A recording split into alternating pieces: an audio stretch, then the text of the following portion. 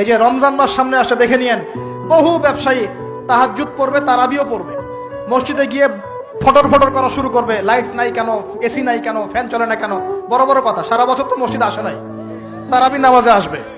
আবার দেখবেন অনেকে সারাদিন তো মসজিদ নাই, জুমার দিনে যায়, জুমার দিনে গিয়ে বলে, এই ইমাম সাহেব ওটা করেন নাই কেন, এই মুয়াজ্জিন সাহেব এটা করেন নাই কেন। আছে না এমন লোক?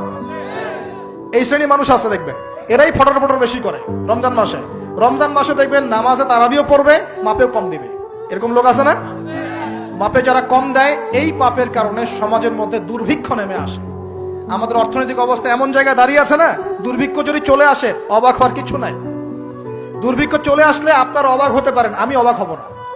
এমন একটা জায়গায় দাঁড়িয়ে আছে, এমন একটা জায়গায় দাঁড়িয়ে। এবং রমজান, এই রমজান মাসে এমনি তো দ্রব্যের দাম বেড়ে যায়, এবার যার কি হবে আল্লাহ ভালো জানে।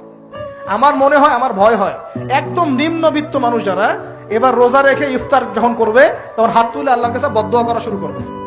এটা আমার ভয় হয়। এবার অপেক্ষা করেন, দেখতে থাকেন সামনে কি হয়। প্রতিটা পণ্যের দাম অলরেডি বাড়া শুরু হয়ে গেছে।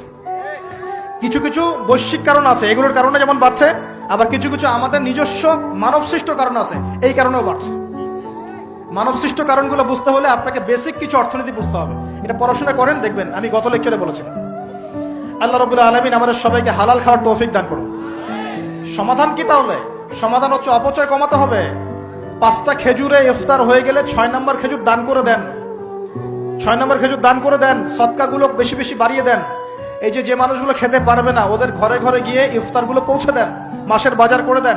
যাদের সামর্থ্য আছে, জাকাত ফরজ হয়েছে, জাকাতগুলো দিয়ে দেন। আল্লাহ পাক তৌফিক দান করুন। দুর্নীতি বন্ধ করেন, কালো টাকা বন্ধ করেন। কত টাকা পাচার হয়ে গেল বিদেশে, সেগুলো কে ফিরিয়ে নিয়ে আসবে? এ দায়িত্ব কার? মনে রাখবেন, একটা পাপের হিসাব না দিয়ে কাল কিয়ামতের মাঠে কোনো দায়িত্বশীল পার পাবে না ইনশাআল্লাহ। কোনো দায়িত্বশীল না। না, এই যে আমি লেকচার দিচ্ছি না, আল্লাহ পাক আমাকেও দাঁড় করাবেন। দাঁড় করায় বলবেন, তোমাকে আমি দিনের যে জ্ঞান দিয়েছিলাম, সেই জ্ঞানের হক তুমি আদায় করেছো কিনা হিসাব দেওয়া। এই যে বড় বড় মুফাসসিরে কোরআন, মুফতি, মুহাদ্দিস বসাচ্ছেন, পাংখা দিয়ে বাতাস করছেন, হ্যাঁ, চা খাওয়াচ্ছেন, কফি খাওয়াচ্ছেন। এক একজনকে আল্লাহ পাক দাঁড় করাবেন, বলবেন, কোরআন সুন্নাহর যে আমানত দিয়েছিলাম, সে আমানতের সাথে কতটুকু তুমি হক আদায় করেছো, হিসাব না দিয়ে পার পাবে না তুমি। ফাইজলামি মনে করেছেন নাকি দিনকে? ঠিক একই ভাবে সমাজের, রাষ্ট্রের দায়িত্ব আল্লাহ পাক যাদেরকে দিয়েছেন, এক একজন ব্যক্তিকে আল্লাহ পাক দাঁড় করাবেন।